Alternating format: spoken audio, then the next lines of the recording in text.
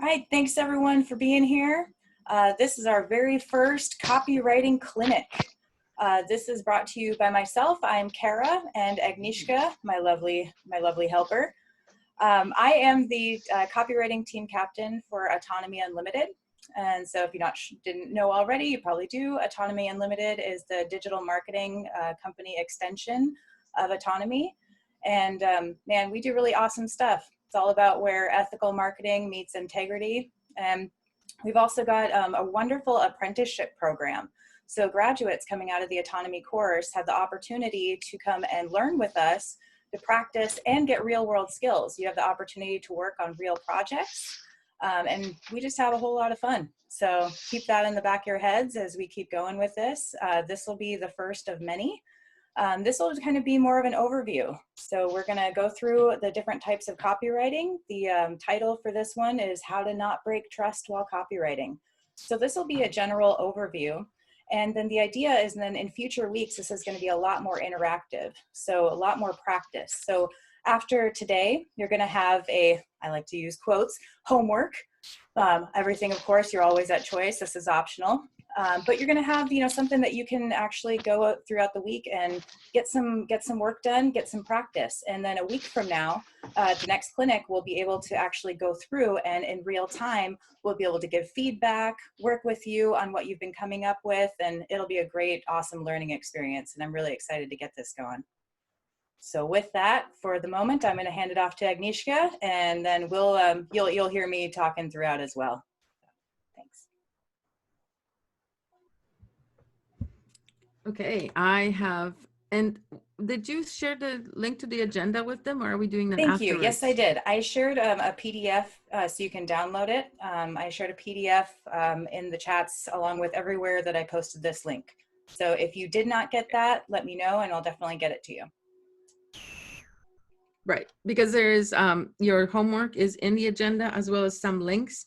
So I did some research. I mean, I know this stuff, I've been doing it for more than 10 years, but I did some research just to make sure I didn't miss anything or miss any pertinent things. And I also had some feedback from the copywriters, the groups that I am in on Facebook. So I will share those comments with you as well. Like I asked, what's the most important thing that people overlook, right?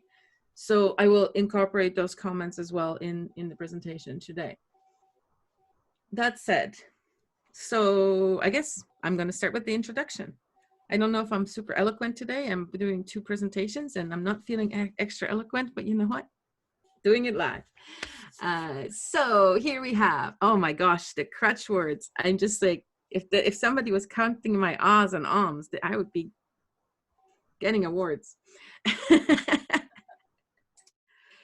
Where does copywriting appear?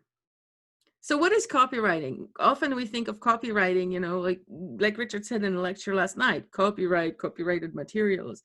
But copywriting is actually the words that we write in order to market things, or not just. I mean, it appears everywhere. It's in books, it's on television, it's in, like anything we do pretty much in our society requires some form of writing. Even when I was working at the help desk at IBM, right? And my job was to answer the phones and answer questions. But 30% of my job was to write down the answers if they weren't already in the database. So there was a lot of writing involved as well. So even stupid jobs like that, there's a lot of writing involved. So the writing can be online. So that would be web content, pop-ups, banners, social media, emails. And that's basically what we're going to be talking about in this presentation today. Online writing, because that's what we're learning. That's how we're going to promote our businesses, and that's how we're going to spread our message or shine our light at the universe. And God knows, light needs to be shining, right? It also appears in print. So I do some of that writing as well in my copywriting business. I do some brochures that appear. I do some ads that appear in magazines. I must tell you that none of my customers who have ever had magazine ads have ever gotten their money's worth out of it. Like in the last 10 years of working as specifically for marketing. So the printing does not seem to work anymore. Like literally the ad is $2,000 and get $2,000 worth of earnings out of it. So not good. And then you And then add the physical element, advertising. and then you add the element of just the times that we're in right now, and how much stuff is now going all to online. I mean, the imprint, the physical imprint is just kind of getting less and less as we go. Yeah, and the stuff that is printed now, like the little community newspaper that comes to my house every day, I can't cancel it, and it's just like I'm drowning in these newspapers, and I don't want it. Yeah. So I don't know. They Like don't listen when I tell I think I them. pretty much just, when I go and check the mail, I just immediately make a pit stop at the recycling bin before I go in the house. And usually there's maybe one or two things that I'll actually bring in the house with me. Yeah, yeah. So we got online, we got in print, physical advertising spaces, and then on the TV and the radio. Because think about it, half of the imprint of like the programming that you get from the television is words, right? You get the images give you a feeling, but the words imprint on your psyche. So that then when you go to the store, your psyche will regurgitate those words as you see that Tylenol bottle or whatever to trigger you, because it's a delayed trigger, right? Media advertising, and in future I'm writing a book about this. Media advertising imprints on your brain and creates a lasting impression that you're not aware of walking around, and until that particular impression is triggered, you might not even know it's there. And it's triggered by seeing the Tylenol bottle, because you've already seen the video ad for Tylenol. Now you see the bottle, and it's like a neural pathway is created right there.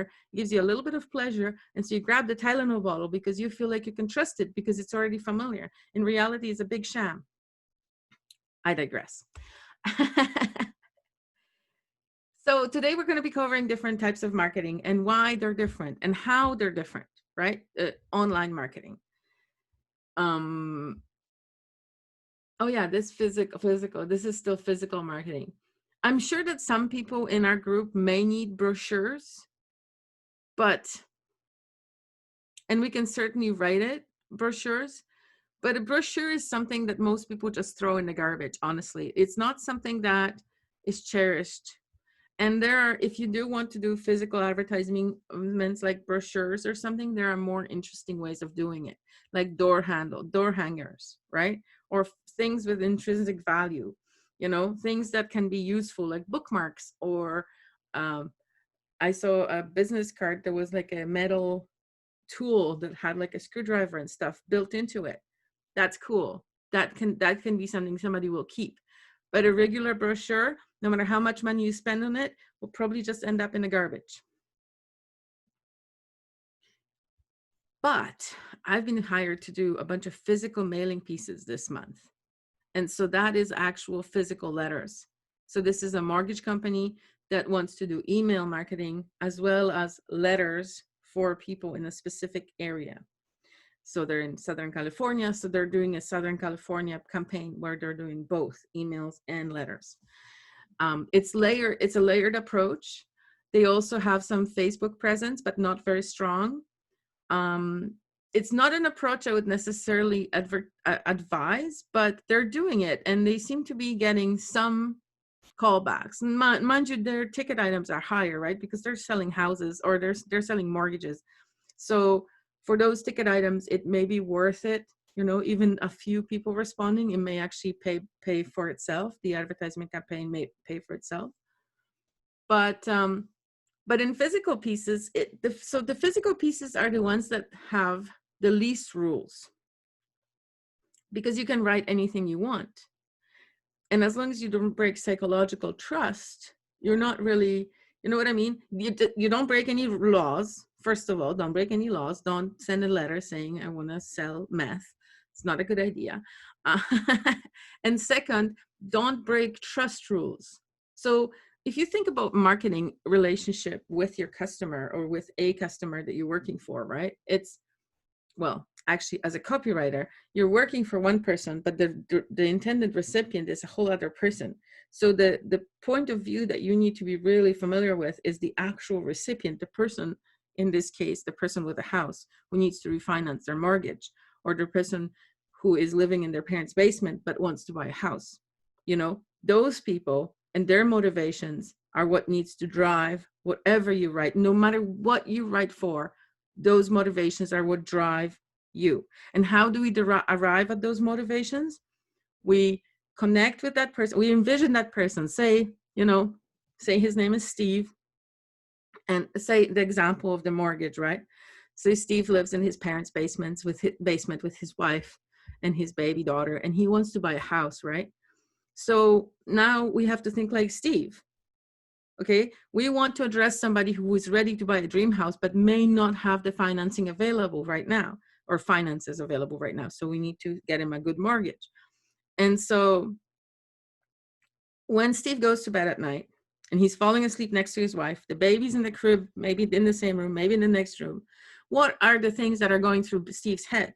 Like, he's probably going, shit, am I going to live in my parents' basement forever? Right? That's probably going through Steve's head, right? How can I feel like a father if I'm still under my own father's roof? That's probably going through Steve's head. So you have to really connect with Steve on that level. Just telling him, hey, you could get a mortgage and get your dream home is not enough to get Steve emotionally engaged in what you're saying. You need to really connect with Steve. But it's different depending on what you wanted to add something, Miss. I did, yeah. Well, this is, and this is an element that we could do an entire segment on, is audience research. And this is a really, really important part of copywriting. And it's really, it's like a prerequisite. It's something that should be done before you start doing any really big marketing efforts. And, this is where there's what Agnieszka is talking about, is connecting on an emotional level. Well, how do you do that? You really have to find out what's going on in their head. And so there's only so much that we can imagine as ourselves so far. So that comes into research. And again, this is something we can do like an entire segment on, but this is like going into discussion forums, using these specific keywords and doing these searches and finding out, what are people asking for? What are they yearning for? What are their hopes and dreams? And what's great is going into things like forums and comment sections, is you're getting the exact vernacular that people are using. And when you do this right and you really spend the time on this type of research, then you're going to get like the exact language that's going on in people's heads, and you can use that in your marketing. So this is definitely a really important step and not something to overlook. Absolutely. Using the same words that Steve is thinking is key in getting Steve's trust. And trust is the most important thing. Did you unmute again? No? I saw you flash. So yeah, trust is the most important thing, because it's like a dating process. Basically, marketing is like a dating process, or maybe dating is marketing. Because when you're dating somebody, you meet them, you have to, all of the elements of marketing have to be there. First of all, you have to get them to trust you. Hey, my name is John. How's it going? You must not look like a creep, or that'll be a trust breaker. The minute you look like a creep, she's out of there. Okay, you passed the creep test. She said hello back. Awesome, right? Step 1 achieved. Now what's step 2? Asking her for coffee. Well, what if she doesn't want to go for coffee? Well, maybe go where she hangs out, exactly like you do with marketing. Go where the people hang out. See what they're doing, see what they're saying, see what she likes. If she likes a particular type of coffee or particular type of ice cream, ask her to go to her favorite place. What are your chances just went up by 50% if you're asking her to go to her favorite place as opposed to some weird place she's never been to before, right? And then, so in marketing, every step, you have to remember about the trust and remember not to break your trust. Come up as honest, as straightforward, as open, as approachable as you possibly can. So physical mailing pieces, trustworthy, caring, make sure you look out for them. Don't send them crap. Don't send them crap that looks like official, but then it turns out that it's actually a scam, and it's on the Scammers Beware website. Don't send them that shit. The company I'm working for did. So that's for physical mailing pieces. And also with physical mailing pieces, plain letter is somewhat effective, but if it has a color bit on it, it apparently increases the effectiveness on the letter. So a plain official looking letter with maybe a stamp or a logo or something, apparently that increases the effectiveness. The second thing we have on this list is landing pages. What's a landing page? A landing page is your sales presentation on a website. So basically what you do is you take your sales presentation and you go through all the sections of the sales presentation, and we'll be going over that more in detail during the landing page presentation. But just so you know, it has to like the welcome section, the why should you listen to me section, the social proof section, the expertise section, you know what I mean? It has all the different parts that make you trust the company and make you click the button. Clicking the button in marketing is the same as agreeing to go for coffee in dating. And giving you money in marketing is like sex in dating, just so you know, just to be clear. Okay, so what's the difference between a landing page and a web page? Kara, do you want to answer that one? Well, first thing that comes to mind, you know, is like we said, like landing pages it's about like the goal of the page. So I think of a landing page as, you know, the goal is to get them to take an action. So that could be, it could be selling, it could be getting them to just take a next step in a sales funnel. When I think of just general web pages, I kind of think of like that almost as like your online brochure. Like this is like your online business card. It's where you, when you're out in conversation or even online in conversation, and you need somebody to be able to go and get more information. That's what your web page is for, is to provide more information and kind of act like your business card in a sense. You have more to add? Whereas a landing page is like taking them by the hand and taking them down a path that you've already designed to give them the impressions you've already planned to give them. Do you have anything to add? Not really. And the goal, it has to be one goal per piece of marketing. You cannot have 5 goals in a piece of marketing. That is just shooting yourself in both feet and both hands, and maybe your head too, because that's 5. You cannot have more than one goal in a piece of marketing. If you want them to click the button, you want them to click the button. If you want them to join a course, you want them to join a course. Don't tell them to click the button and maybe join a course and maybe book a session. No. One goal per page. You can give them a redirection to go to a different page, which also has one goal per page, but one goal per page is key. Lead magnets. Lead magnets are the next piece of copywriting that I want to cover. No? Go for it. Lead magnets are gifts. They're not sales tools. They're not sales presentations. They're not bribes. They're not there to advertise for you. They're a gift. So you don't plaster your logo all over the gift. You can put your logo in the gift in one spot, like this is a gift from whatever. But you don't like shove your business down their throat in a lead magnet. A lead magnet is just a gift. It's basically when you go up to the girl and you're like, date me, and you give her a bouquet of flowers. You're not going to write on every petal your phone number, because that would look stupid, right? It's a gift. It's supposed to be enjoyed as a gift.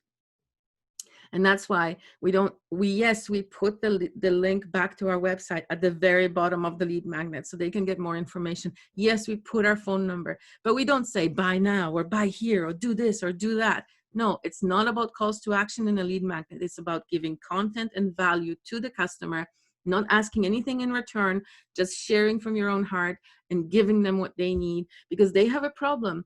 And if you solve their problem with your gift, they will like you, they will trust you, they'll go for coffee with you, maybe they'll have sex with you, maybe.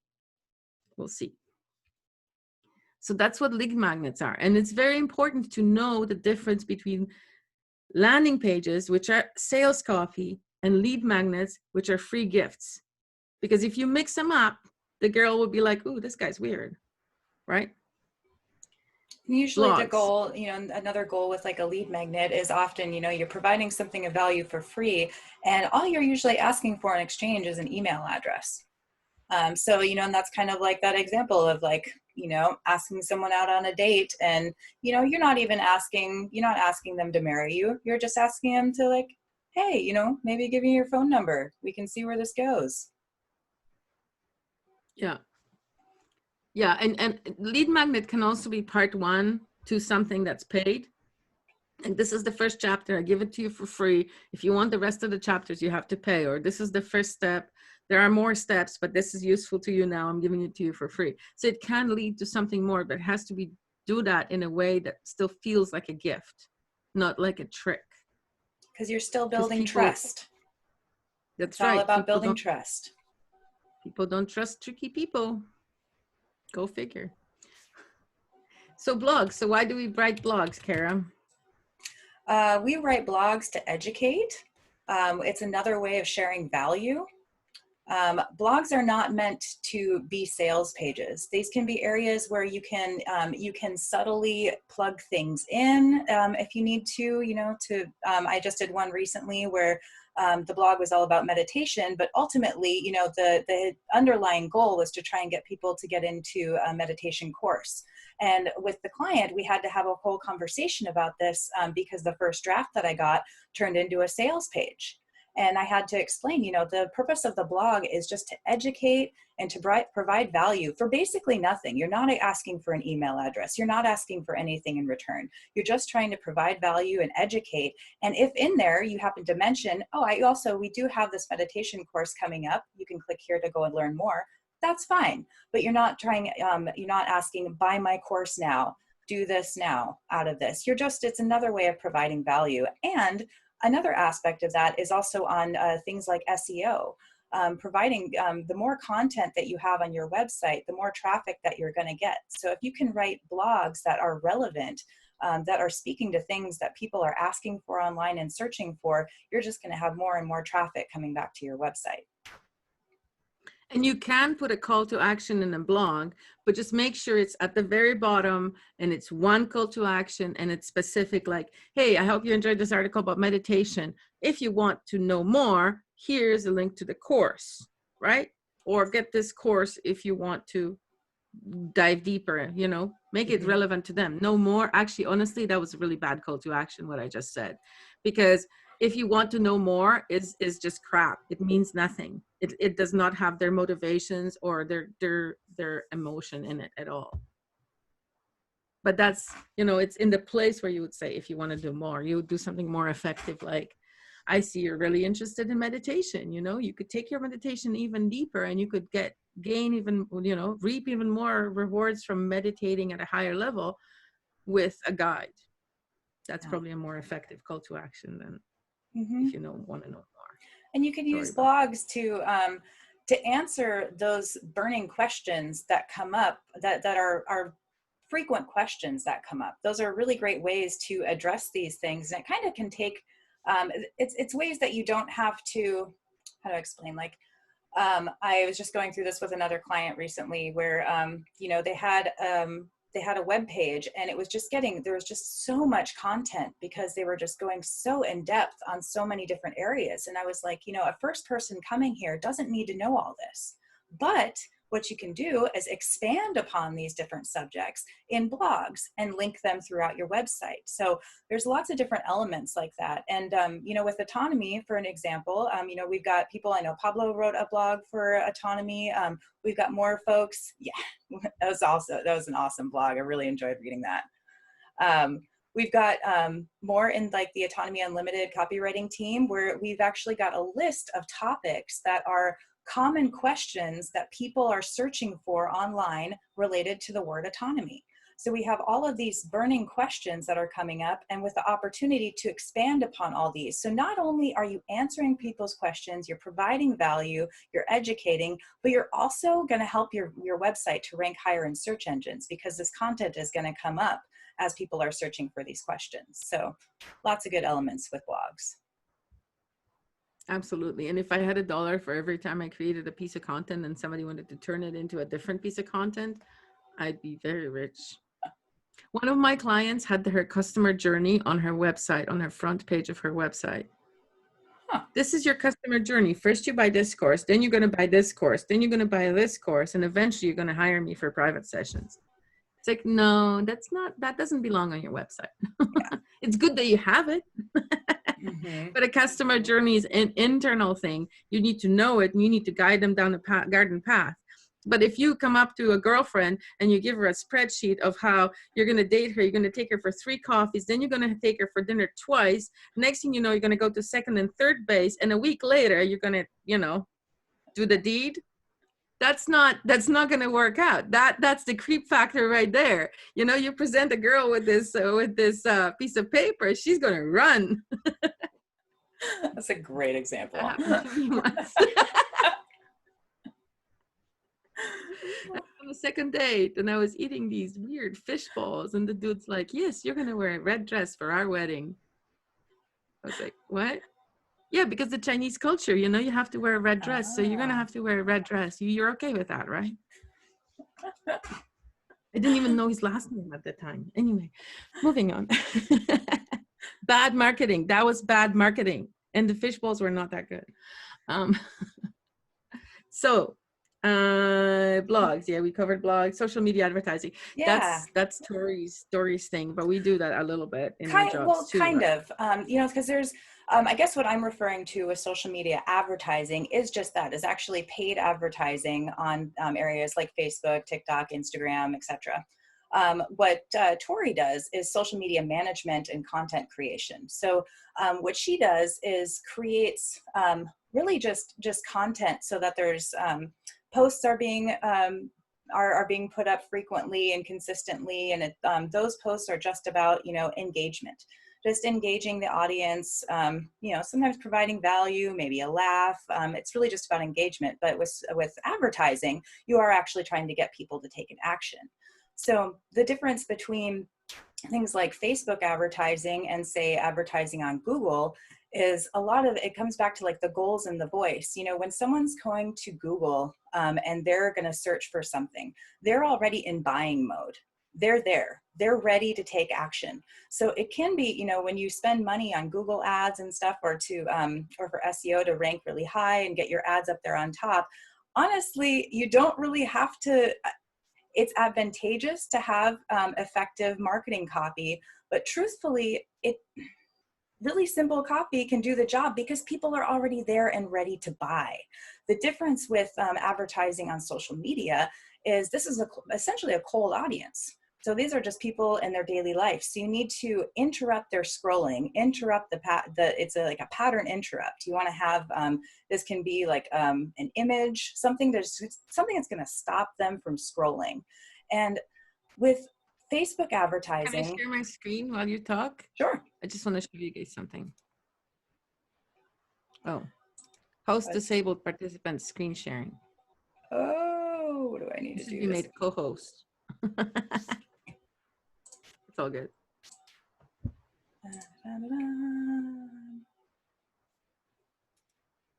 I have to make you a host or just? No, you can just allow screen sharing by participants. Try now. Oh, no. Sorry, guys. Oh, hold on. Okay. All right, try now. Ooh, it's a thrill. It's thrilling.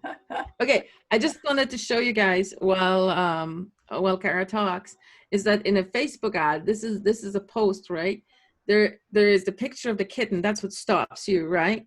The words on top of the kitten are the first piece of copywriting. Often there's a line underneath the image that also, like, if it's a link, there will be another section underneath the image that you also have control over changing the text. So that's a second piece of copywriting. And see that thing at the top, live life on your own terms? That's the third piece of copywriting. So in every single Facebook post, there are 3 opportunities for effective copywriting that you need to harness. And often in Autonomy Unlimited, what we do is one person, like Lawrence and I wrote the stuff on top of, Lawrence and I wrote the stuff on top of the picture. He selected the cat. Tori wrote the other thing at the top, right? So we're doing it combined. Do you want me? Yeah. Do you want to talk about this picture? Oh, I just wasn't sure if you were going to keep going. No, this is great. No, I was done. It's nice to have an example. So what she was referring to, you know, I actually would love to bring up a different example. Okay, I'll stop share. And I was trying to find one with the line underneath the picture, but I couldn't find one in our group chat. No problem. I am just bear with me just a second here, guys, because it is important to understand the different elements of a Facebook ad. So if I can just get And that's just Facebook ads, but every ad has a different thing. So if you look at like a Google ad, there are different sections that you have to fill out. And each section has like a different thing. And if you also think about how the person's eyeball lands, like they see the cat's face first, then their attention expands to the words on top of the picture. And then their attention jumps up top usually, and then down below the picture. So it's like boom, boom, boom. Sometimes it's boom, boom, boom, right? But if you don't get them in the words on the picture, they'll never read the bottom or the top. Are you ready? Do you want me to continue entertaining? Oh, no, thank you. So here's a good example of an ad that we did for Test Drive Your Future. Wait. Oh. It's not loading yet. Okay, there we go. Okay, good. So this, for example, is an ad that we did for Test Drive Your Future last year.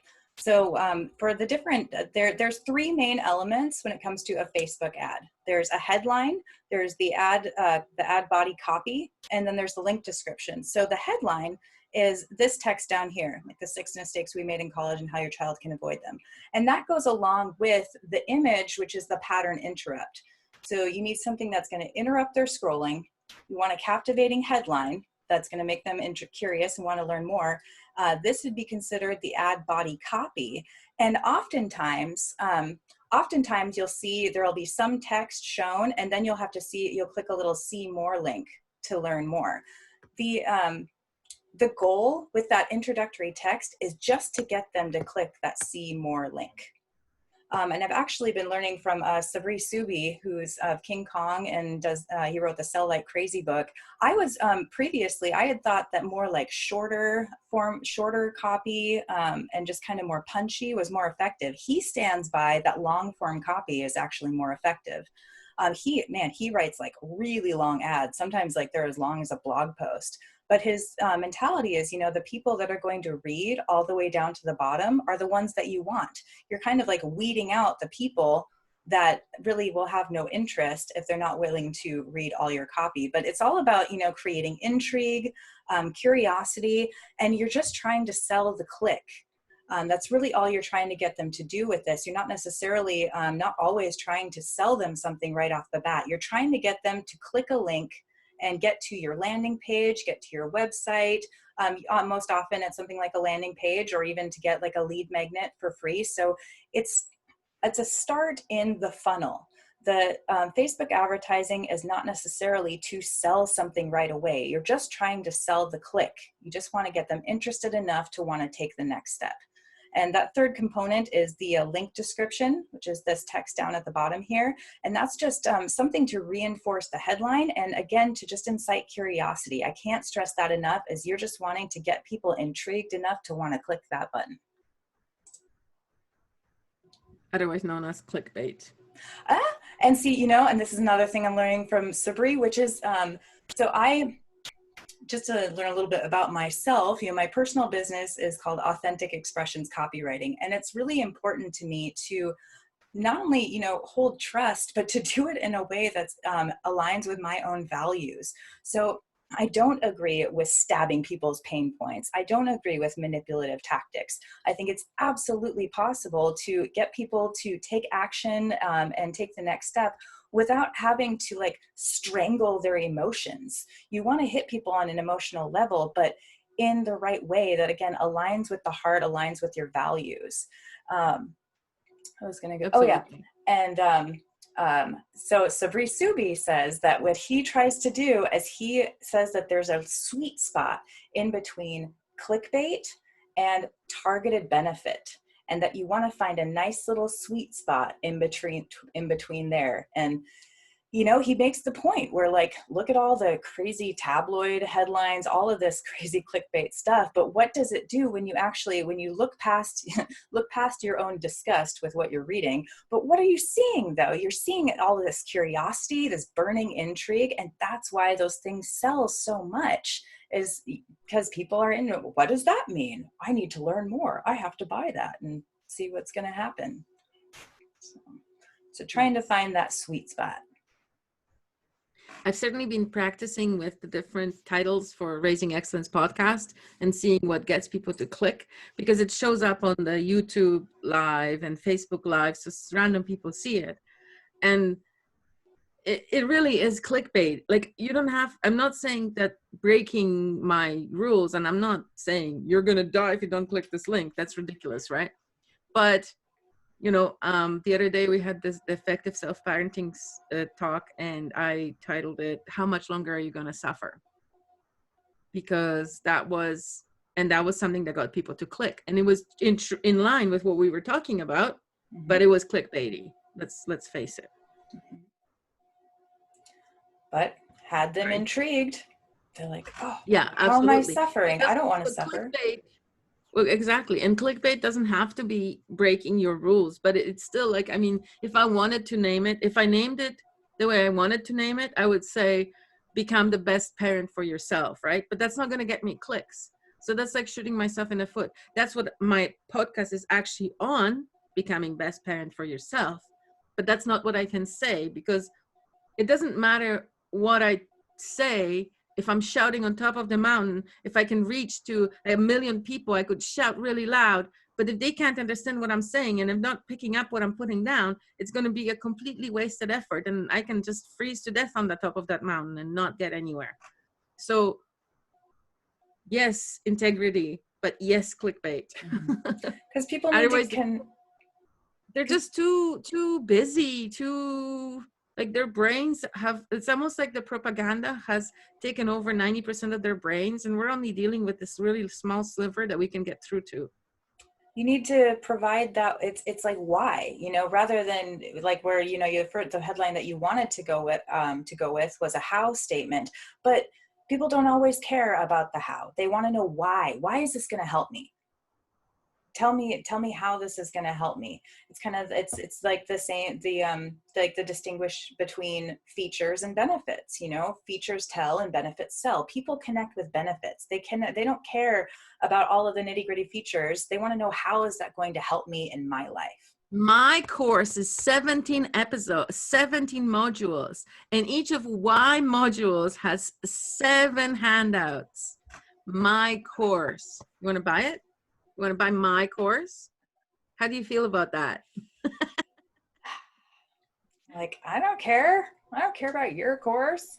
What's it going to do for me? Go take your course. I don't care how great you are. I made this course because I suffered, and you don't have to suffer. It's slightly better, but not really good either. But how much longer are you going to suffer? It's pretty good, because it actually goes, what? You know, you want them to stop long enough to actually read the stuff that you wrote. And then, like Summary Subi says, go deeper, go deeper, go deeper. Where's my agenda? What are we doing? What's on first? Who's on second? Oh, okay. And then we were going to talk about emails. That was the next thing, talking about emails. And we still have time. It's pretty okay. What are the different types of emails we can write? So we're going to go over them quickly, because I think we only have maybe 12 minutes before we have to start wrapping things up. And there are many different types of emails. Maybe I'll just read over it and see if anybody has any questions about the types of emails. Maybe some of it is straightforward. There is a link that discusses the types of emails in the description of the agenda, so you guys can read that article and see the details. Anyway, welcome email. Number 1, pretty self-explanatory.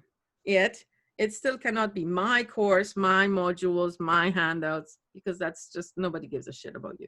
I'm sorry, right off the bat, copywriting 101, nobody gives a shit about you. Nobody gives a shit about the content creator. Nobody gives a shit about the course designer. Nobody gives a shit about, even Wim Hof, we don't really give a shit about him. Honestly, his wife died, and that's why he's learned all this stuff. But that's not what comes to the forefront of the thing. What comes to the forefront is Wim Hof sitting in a bucket of ice. That's what triggers your imagination, not the fact that his wife died so that he could figure this shit out, or his wife, and therefore he figured this shit out. Nobody talks about the fact that his wife died. So prime example, nobody gives a shit about you. Even though it's a really good turning point story. And he starts a lot of his presentations with that turning point story. And as a turning point story, is a great story. But in the end, welcome email has to be every email, even the about me email, has to be all about your customer and how you're serving them. Okay, welcome email. Education-based marketing. Do you want to address that? This one is a kind of a big one to unpack. Because it's the tips, the value, the blogs, all of that. So just delivering value, like are you thinking of this in terms of like nurturing campaigns? Like nurturing Do they know emails? what delivering value means? Do you guys know what delivering value means? Pablo looks confused, so let's explain it. He's the only one on video, so I have no idea about the others. I want to know what value is, what delivering value is, please. It means giving shit for free and not asking anything in return. It means buying the girl a gift, but not telling her how much it costs. Although in marketing, you probably would tell her how much it costs. You know what I mean? It means, oh, look at that kitten. Chris should make some pictures of the kitten, take some pictures of the kitten for ads. We could make great ads with that kitten. Yeah, we could. Delivering value means you create something to give to the people and you don't want them to give you their money. Like not, I'm going to give you this ring if you sleep with me, but here's a ring. I hope you like it. And you don't say the part about sleeping with, you just think it. Right. Yeah. And, and when it comes to creating like automated email campaigns, you want to have a ratio. You can't have, so you say you plan out a campaign of 10 emails. You can't have 10 sales emails. You can't have 10 emails asking for this person to sleep with you. You're going to get pushy. They're going to unsubscribe real quick. Hey, are you ready to sleep with me now? It's been a week. So, this is where, again, it comes back to a couple weeks. Yeah, I do have a question about this. So let me make sure I got this clear because I think this is really a valuable point. So you're saying that delivering value is essentially something of value that is offered as a gesture of goodwill. Correct. Would that be an accurate statement? Yes. Mm-hmm. Yeah, you're just trying to build trust. Think about yourself when you subscribe to somebody's email campaign. Say they offered a lead magnet that you really like, so you opt in and you subscribe. What would be your reaction if right after getting this piece of free value, suddenly you get, day after day, you get an email asking for you to buy something? Exactly. You're going to unsubscribe real quick because that's not trust. That's not breaking. Here's a picture of my penis in case you want to sleep with me. Exactly. So, this is why it's really important, when creating email campaigns, you want to have a ratio. I usually try to stick with I would have about four to five emails, just purely value driven, just providing value, educating, engaging, nurturing for every one sales email that I would put out there. That's how I would do. Because, and there's that saying, like, most people need to come in contact with something 7 times before they'll actually take action. So this is that way of nurturing the trust, building a relationship. So then when they do get to that point where they see your sales email, they're not just immediately going to delete it. They're not going to want to unsubscribe. They're actually going to be curious because, hey, this person has been providing all of this awesome value to me. What are they offering here? So that's actually interesting because it's something I've changed in the last 3-4 weeks in advising my customers. So I used to be this big advocate of long nurture campaigns, long term, like 3-6 months. But because of the way the world is now since 2020 and the COVID and the riots and the this and the that, and it's just never ends, I don't think that long nurture campaigns are effective anymore. I like a short one, 5 to 7 emails, a little bit about why you did your brand, a little bit of telling them why you're the expert on it, why they should listen to it, your passion for it, some value. And then it should really be fresh. It should really be created every month or every week fresh because we don't know what's going to happen next. And a lot of people's a lot of people got unsubscribed from in February, March because their nurture campaign said, go outside in the sunshine. It's time to leave your house, and things like that were completely inappropriate. And those business owners who have those long-term nurture campaigns don't necessarily think about what's in there, right? Like one of my customers has a nurture campaign that I wrote in 2010 and it's still running. So I've looked at it. It's not horrible, but you know what I mean? It could be better, but she doesn't want to spend another $1,000 on a new nurture campaign. So what? Hey, I got a quick question, if it's cool. Is this Q&A time? Or are you guys flowing with your thing? We're easygoing. Yeah. It's We're more of almost a, at the end anyway, but go ahead. yeah, it's sort of a, I don't know, a technical question. Do you think that the 19 skills thing would be trying to sell something in an email, or is that providing No, I took value that out. because it's free? We took all that out from the 19 skills. Like we had people were putting links in there and Kara and I were removing them. Right. So when you're saying provide value 5 times and then maybe one kind of salesy thing, is the 19 skills more of providing value or more of selling? We were talking about emails. The 19 skills is a lead magnet. But as You far as missed it the being, section, lead as far as magnets. it being delivered, Well, but you could 'cause- put it in an email and send it, right? Like you could send that into my email list, for example. I have my own email list and I can shoot that to people and say, hey, check this out. Yeah. And it's not really selling anything. It's like providing value right up front. Absolutely. Yeah. It's value. I get that it's a funnel and I get that it's a lead magnet and I get that, trying to drive people there. But if I were to turn around and kind of repurpose it, that's more just providing value, right? Because it's a free download. Okay, Yeah. cool. Yeah, and you can share it on your social media too as an ad for free download. And so with Cool. with the email sequence then, so when you sign up for the 19 skills PDF and then you get it delivered to your email, then you start getting this chain of emails, and what it's trying to do is not necessarily sell the course. It's trying to get you on a discovery call, but that's all presented as more value because you're still offering something for free.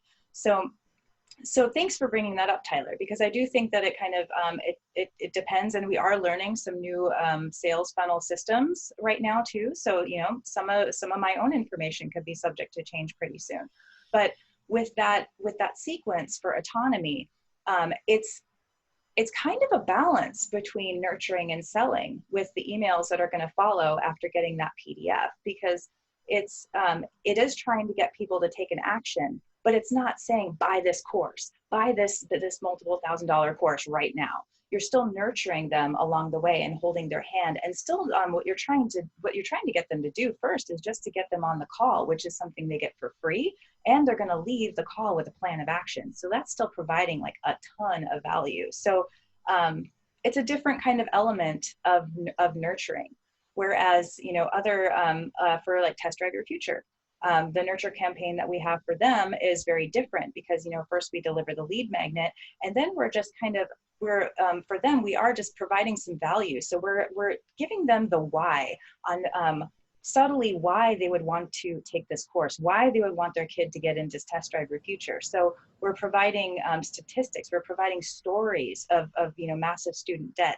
So the underlying goal, yes, is still to get them to eventually buy the course, but you're nurturing them, you're prepping them, they're getting them mentally ready to understand why they should finally take that next action.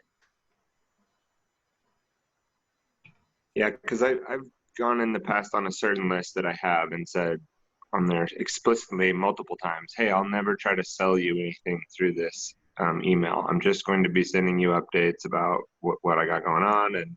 But if I were to phrase that in a way like, hey, I want you to check this out and it's a free download and I think it's really helpful during this time, that's not like unethical in you guys' opinion, right? Like I'm not saying, hey, come buy this huge $1,000 course. It's like they might read that PDF and be off and running and never come back, and yeah, that might be okay, but eventually they may see the value, and I'm not going to have to send them an email myself to say, oh, hey, by the way, you should go here. But once they do download that, there'll be a different sequence that they go in, and that will be not from me. And so it could kind of like, that's like a loop, what do I call it, a workaround or a loophole in my phrases of saying I'll never sell you anything, and that's not what I'm doing here either. It's just, hey, check this out. It's highly valuable. And if you continue to follow through, like yeah, eventually you might be pitched something, or, you know, after your discovery call, you might be asked to take another step. But yeah, I really like that. That's great. Thanks for the clarification. Hey, Tyler, I just, you know, in regard to what you were describing there, you are always trying to deliver value, you know, even in the, you know, supposed pitches or offers, those are essentially, you know, those are other value streams that are essentially being delivered to people that have those interests. So like the idea, I think, is to just be like always delivering value and always delivering it in that kind of a context. And then it never feels like selling. And let me just say, Kara and Agnieszka, I am so happy I came to this meeting today because this thing is Agreed. golden. Great. I think I've learned more about copywriting today, and I know I've watched all of Richard's stuff, but the specific things that you pointed out today really kind of put it all together in my mind. And I am so thankful that It is not as deep into copywriting as Kara and I are. We like, you know, like he writes a lot, but this specific marketing copywriting, we're like saturated in it day in and day out. You know what I mean? Mm-hmm. So I did, we have a few more emails we're supposed to go over, but I wanted to make sure that we only have 5 minutes left. I mean, I can stay longer. I'm just wanting to keep to the time. And I wanted to share some of the comments from my copywriter group from Facebook, because there were some interesting comments there. Yeah. And some assholish comments. I'm totally good on time, so. Perfect. So the one person says, he says that he always asks copywriter to gauge the resistance and the results attention span. So what's the resistance to your message, right? How do you gauge the resistance? So that's an interesting thing. And he says, okay, I'm just going to read what he says. I always ask my copywriters to gauge resistance in the results attention span based on the medium and traffic entry point. For example, website pages visited mainly through organic search often tend to have higher attention span and dwell time, that's an interesting concept, right? Due to intent-based visits. So the people have an intent to visit, and so they come and they stay longer. Emails are interruptive. So they have shorter attention span and higher resistance to the message. So an email interrupts you, so you have to be really quick and to the point in an email, versus a regular website. They actually want to go there. They go there on purpose. So you can be a little bit more long-winded in a website. So I love that. That's a really good point. I'm going to give him a heart. And then this other dude says, what type of landing pages are you talking about? It's worth talking about landing pages for list building versus landing pages for selling. So you don't need as much proof if you just have a landing page for list building, which is the landing page for the 19 skills. That's a list building landing page, versus a selling one, which would be, you know, the meditation thing that Kara works for would have a landing page that sold the meditation class. So that would be a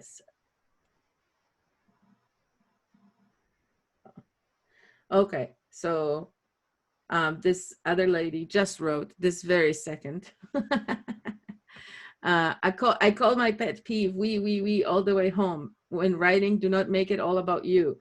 Make it about the audience. Look at every sentence and phrase that has I, we, are, and try to rewrite it to you, your. We already covered that, but it's cool anyway. She says, my favorite tip is to put most important info, benefit, action at the front of the sentence and top or bottom of bulleted list. Top or bottom of a bulleted list. So the key thing that you want to convey at the beginning of the sentence or at the first bullet or the last bullet, not the middle bullets. You don't want to put important stuff in middle bullets. That's good. Yeah. Most of us scan and skip the stuff in the middle. Hope this helps. Congrats on your class. So that's cool. There we go. I'd like to, So that was some good tips, right? no, that's really good. And I wanted to touch on the different language that you want to be writing. So, you mentioned, Anishka mentioned, like Rich is an incredible writer. And there's even people in this room that are really, really strong writers. And unfortunately, in a lot of ways, in a lot of areas of these copywriting, it don't matter. It don't matter. As much, and this is, things like blogs, some of these like long form content, you can get creative. You can really let like your writing style fly.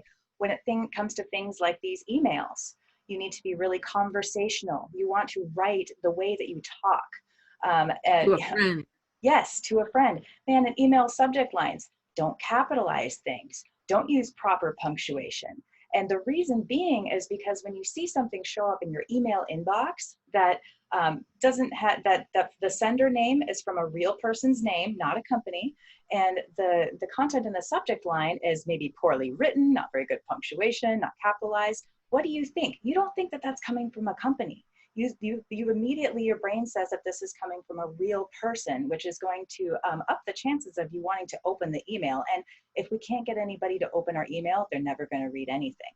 So that's really, and for God's sakes, do not capitalize every word ever, anywhere, unless it's a poem or an AMA fucking report for some kind of a scholastic thing. Don't do it. Don't do it. There's nothing that breaks trust more than capitalizing every word in a sentence. And do you think I can see it in a poem because it's a tool. It's a poet, like specific poetic tool. You're putting strength on each word. I get that. But in marketing, don't fucking capitalize every word in a sentence. Jesus. So what about things like headlines on landing pages and web pages? Because that's where I would disagree with you. I think that maybe, presenting more of that professionalism in like a top headline, I think would create more trust rather than break trust. So I'm curious to, what do you think about that? My opinion is it should be a sentence you would say to a friend, a sentence with a period at the end and the beginning of a letter. I don't think it should be every word capital. I really hate that. It's maybe a personal thing. A lot of copywriters use it, but I just don't see it as like, it doesn't speak to my heart. It stays in the theater of the mind, right? You have to think every sentence you look at, where is that sentence landing in your body? Is it landing in your belly? Is it landing in your feet? Is it landing in your head? And if the sentence is landing in your head, in the theater of the mind, where all the different internal family system personalities are arguing with each other, it's not going to land on an emotional level unless you're really lucky and one of the parts will emotionally react to it. Like nobody talks like on an emotional level, like when you're trying to talk to the heart chakra, and I know I'm talking woo, but to the heart, you're trying to talk to the heart. Like what sentence with all the words capitalized will go to your heart? Kara? That's true. That is true. I still, I know what it is? It's the death of professionalism. People think that being professional, oh, I have to be professional. I have to wear a suit. I have to be right. Because if I'm right, if I fulfill expectations, that means they're going to like me. And that is absolute fucking bullshit because it's not true. It's not true.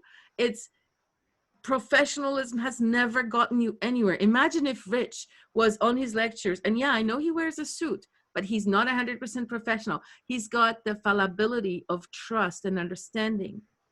The fact that we listen to Richard over and over and over is because he is vulnerable with us.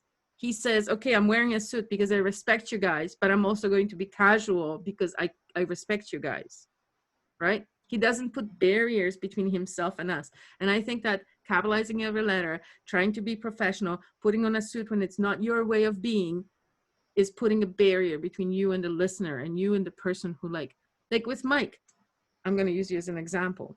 Mike has these cool t-shirts, right? And they're bamboo t-shirts and they're really expensive. They're really cool t-shirts, right? But one of them looks like the dog ate it and threw it up again.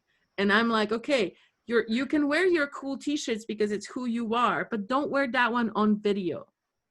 Because it's not because it's bad, it's because it's got tie-dye and it's a little faded and it's a little old and you can really tell, right?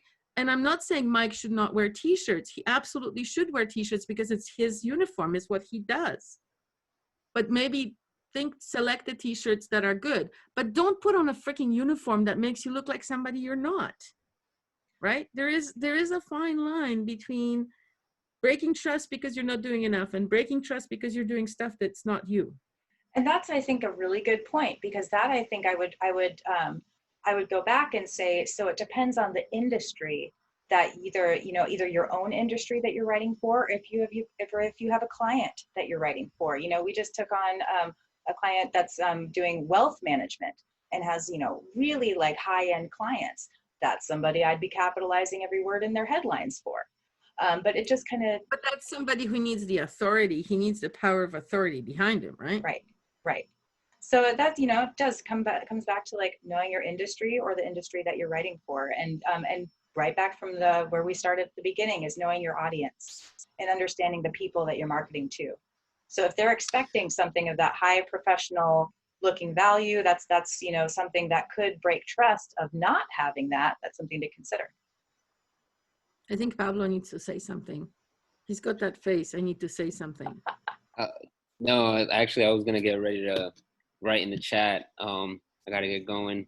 But thank you. Everything was great. I'm really looking forward to check out the rest of the PDF. A lot of stuff there. So this is going to be every Saturday? Yep. Okay, for a sweet. while. We'll see how many we go. And, really quick then before you go, I'll just touch on, so the homework that's at the bottom of this thing is I'm challenging everyone to write a cold email. So there's a couple of little tips at the very bottom for writing cold emails. And this is writing, this is an unsolicited email that you're sending out for a purpose. And so you have the choice of what you want to write this for. This could be trying to introduce the Autonomy course to somebody. This could be Pablo trying to introduce your blog to somebody.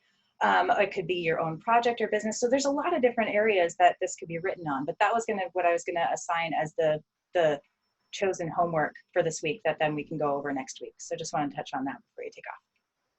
Sounds great. All right, awesome. So yeah, I'll tune in next time, and I will hopefully complete my homework. Even if you don't show up. Even if you don't still show up. Just like everywhere in Autonomy, if you don't do your homework, only you will be the one answering to yourself about it. So it's all good. If you don't choose to do your homework, you'll just not have the skills. Hey, Cara, would it be acceptable if we grabbed one of those blog posts from the Autonomy Copywriters Board? Absolutely. Absolutely. But then that means that you do two things. You'd have to write the blog and then write the cold email about the blog. Bye, Pablo. Oh, it has to be an email. Okay, gotcha. Yeah, the assignment for this week is an email, not a blog. There will be an assignment, a blog in a couple weeks, but right now it's not. And I would say, Gus, go for it though. There's, all of those are up on the Trello board. Definitely, if you want to grab one of those up, go for it. And then if you can, or, have the space, then see if you can write a cold email. And cold email is short. This is something short. You're not trying to give a whole lot of information. You're not trying to keep them on the page very long. And some of those tips are at the bottom of this PDF. Yeah. Sabri says no more than 70 words. So I put in my tips like 70 to 100 words maximum. Oh, and also use the Hemingway app. My gosh, I'm in love with that thing. Me I just too. found it a couple weeks ago, and it's the best. HemingwayApp.com. So the name app.com. Freaking amazing. I like it. Breaks up my sentences into smaller sentences so that it's easier for the brain to process. And it as soon as you paste a paragraph, it shows like the bad sentences in bright red. They're not bad, they're just convoluted. And I'm in love with convoluted sentences. So then I see my convoluted sentence that came out of my heart, and then I break it up into smaller sentences, and it works. Yeah, it determines readability. So it tells you, if a sentence is hard to read, it even gives you a grade on the level of reading that you have there. So I've been same. I just discovered this as well a few weeks ago, and it's $20 to buy the app, and absolutely worth every penny. I haven't bought the app. I'm just Oh, really? using their online. Works really well. I bought the desktop app for $20. Yeah, I know it's $20. I probably should pay it because I like it so much. But yeah, you just go to the landing page and you can just paste sentences there. You don't need to buy it at all. It's super good. I know we had a few more types of emails to go over, but I think that maybe we'll go over them in more detail in future episodes. And also you can see the document that's been attached, and you can see the different types of emails described there. Hey, I have 2 quick comments for you. Go for it. I was just going to ask for questions. Good. The dating leading to sex analogy is great, but I changed that for myself to courting leading to marriage, because it sounds like you're just trying to screw someone over, right? Like, I know that I made some notes here, and I'm thinking I'm going to look back at this, and then maybe if I'm like building an affiliate marketing site and selecting an affiliate product, I'm not going to be as, if I'm thinking about it more as like a long-term relationship, it might be better. Yeah. And also wanted to say that you had mentioned audience research is another topic. That would be great, because I don't know if that's your next topic, but that's kind of where I'm stuck. Halo Yeah. research. Okay, that's a good request. The other thing I was thinking, you can take one of those blog posts, and instead of writing the blog, just write an email about it. That way, not going through the full meal deal.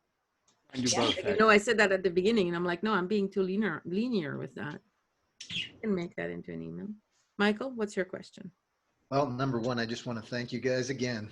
This was awesome. Really appreciate it. But in regard to what you said earlier about, kind of like building trust and like not disrespecting the audience.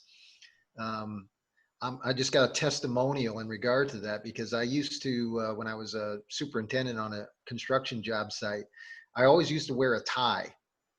And I was the only guy that would wear a tie on the job site. This is a construction job site. Who the hell wears ties out there? But the thing is that I used to, my theory was management by walking around. So I'd walk the job site and essentially be out on the job most of the day, not in the trailer. And I would be talking to the different crews, watching what they're doing, all that kind of stuff. And essentially like showing them respect, so it was like the guys in the shirts and ties, there was somebody that was actually coming out to see what they're doing and kind of get their feedback. And that's kind of what it felt like. And but it essentially is the epitome of what you were talking about in regard to just kind of addressing and writing to the people, your audience, is delivering that kind of respect and giving them like a totem that they can know, that it feels good to them, that they're being like listened to and stuff. So, I think this was absolutely golden. You guys threw some really good stuff out there. I certainly got a lot of understanding out of this. So Yeah, so did I. This was really helpful. It brought a lot of stuff together. yeah. I love your budgies in the background. That's so awesome. One more comment from the Facebook page. Somebody just texted. Most copywriters need to understand that they need to half the words they think they need to convey the message. So write down your message and then kill half the words. And a lot of words will be superfluous. Once you learn how to remove superfluous words, like, and then this, that, so that, you know what I mean? All of that is unnecessary and does not add to the, like every single word, if it doesn't add to the meaning of the sentence, kill it. That's a really good point. Will it still mean the same if you remove 3 words? Yep. Yeah, there was a lot of good feedback like that when you were helping with the 19 skills PDF, when we had a lot of entries coming in that that just kind of went through and were able to just like slash a whole bunch of words out of there. And sometimes you don't even really, like, as the writer, you don't even know until like somebody like Agnieszka comes in and like knocks out all these words, and you're like, oh, actually, yeah, that's straight and to the point and powerful. And And I just took out 7 words from the sentence, and now it's 5 words, and it means the same thing as it did with like the whatever full thing. Yeah, or we can't use this sentence in a lead magnet because this sentence belongs on a landing page. We can't use this sentence in a lead magnet because this sentence belongs in an email. You know what I mean? Because they were not sentences that were proper for a lead magnet. But then that's where this copywriting clinic came out of, because we were trying to explain to people individually why this and why that. And then we thought, well, if we record the thing, we can just bring everybody together. So, yeah. Give us all the same foundation to work forward from. Cool. Yeah. Any other questions or comments before we end this up? Thank you for doing this. Well, this has been great. I was nervous before we started, and now I'm just energized and excited for the rest of the day. You're And nervous? it's just those little butterflies before doing something new, you know. Mm-hmm. We all get that sometimes. Come on. Now I'm just energized and excited, and next week will be fun too. It's all good. I don't know. I don't really get the butterflies very often. I'm too belligerent for that. I kind of like the butterflies. Gives me, I like the feeling, like a rush. Yeah, it's all good. Cool. It's all good. The Toastmasters meeting was fun. This was fun. It's awesome. Looking forward to next week and reading all your guys' emails. It'll be so much fun. Me too. And then we'll bring up the great. emails on the screen. Hey, Gabriel, what's up? Hey. Oh, not a lot.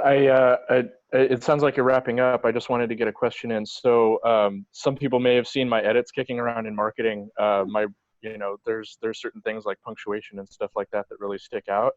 I do adjust when for example, a Discord chat, I do adjust punctuation, sentence structure, and try to format it in more of a conversational form for what I use.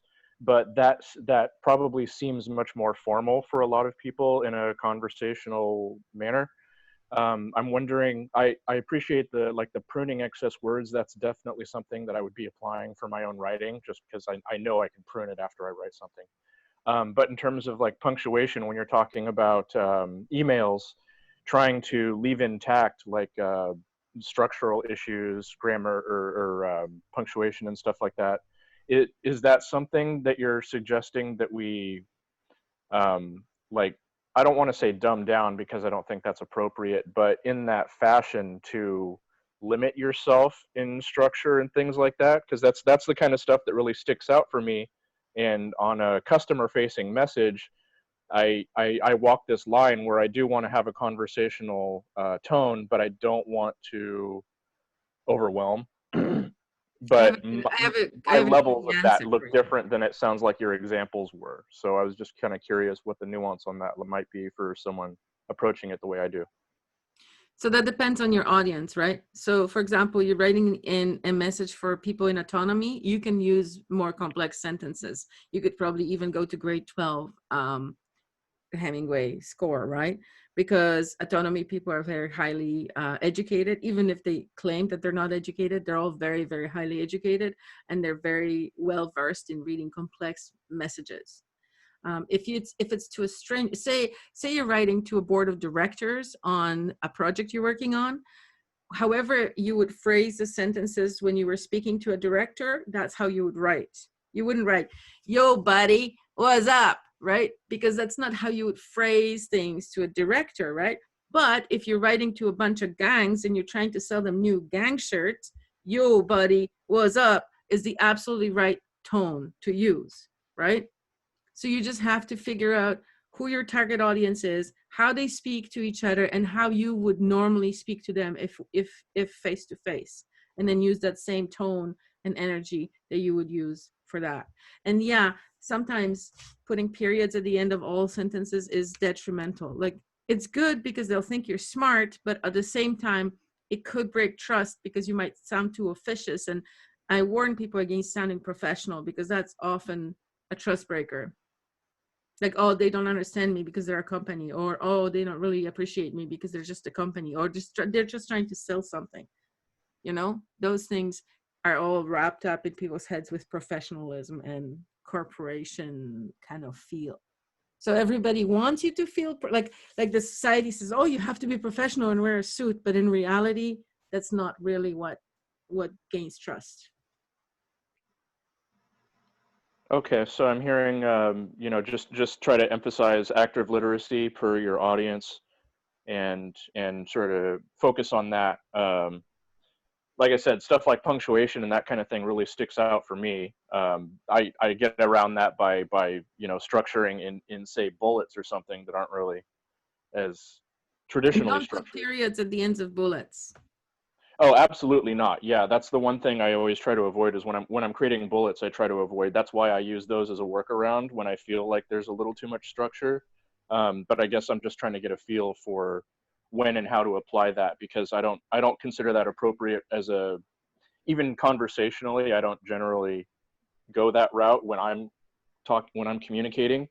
I don't think of myself as really dumbing my language down when I speak to people. Just conversationally, I try to leverage everything at the level I think they're at. I try not to pull punches, and I try not to assume they don't know things. And I don't know so if you were here in the beginning, but we talked about an example of Steve going to bed, that bit. Re-listen to that bit and use Hemingway up, and then that way you will be able to not necessarily dumb it down, but bring the difficulty level down, so that, because the point is not that Steve is stupid, is that Steve is doing 7 things at once and he doesn't have the bandwidth, or Steve is so brainwashed he doesn't have the bandwidth for information. So it's not the point that Steve is an idiot. It's just you have to break through the crustiness, and once you break through, you can fully have the full Steve brain. But before you do, Steve may only have 10% of his brain to dedicate to you. So you have to speak directly to that 10% and through the heart. I should get going. I'm kind of late for something I just realized. So very well said, okay, Agnieszka. that was great. Thank you. Are there any other questions? Are there any other questions from the rest of the people?